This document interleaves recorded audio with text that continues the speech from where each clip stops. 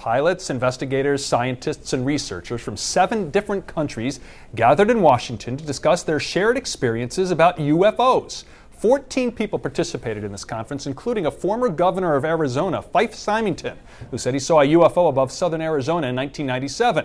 Other speakers included a retired Iranian Air Force general who said he tried to shoot down an extraterrestrial vehicle but says all his controls went haywire, to a retired Air France captain who says he and most of his passengers saw a huge flying disc. That's me right there asking a question. Perhaps I'm not one of the panel. Perhaps one of the most unusual stories, though, came from a U.S. Air Force security officer who, while on assignment at a base in England, was summoned to an aircraft that landed in the nearby forest. During the evening of 29 November 1989, in a small area in eastern Belgium, approximately 140 UFO sightings were reported. Hundreds of people saw a majestic triangular craft with a span of approximately 120 feet, powerful beaming spotlights moving very slowly without making any significant noise, but in several cases accelerating to very high speeds.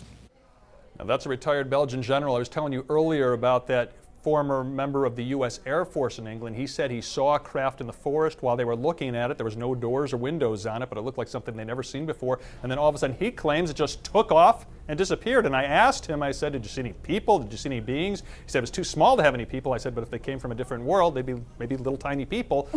Anyway, he said he never saw any people. The thing took off, and he believes, he doesn't know what it was, but he says it was nothing that he's ever seen on the planet Earth before. Either way, the purpose of this conference, Nicole, was to try to convince skeptics this is a worthy field of study and to request that the FAA investigate such sightings. The FAA has told us before that it, quote, doesn't have the power to investigate either way until a sighting one day results in an aircraft landing and its inhabitants doing interviews with people like us, Nicole. There'll be a lot of doubt about these claims.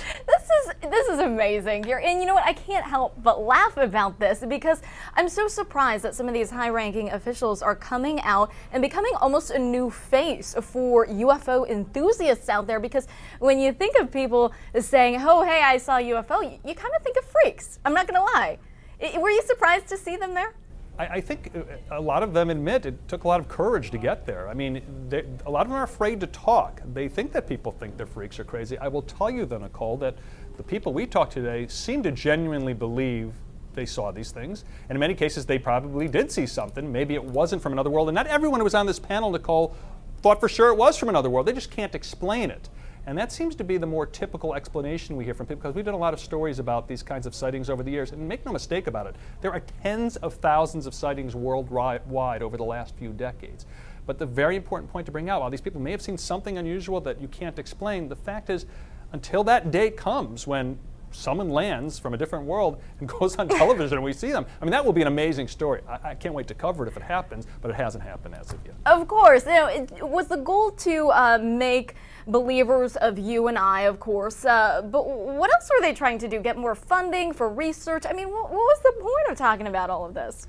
I think a lot of the genuine enthusiasts here are very insulted that the U.S. government has no body to investigate such sightings. Other countries do, and that's why some of the people on the panel are from these other countries today. For example, you had these Air France pilot, retired French military officials. They say France has a body that does investigations.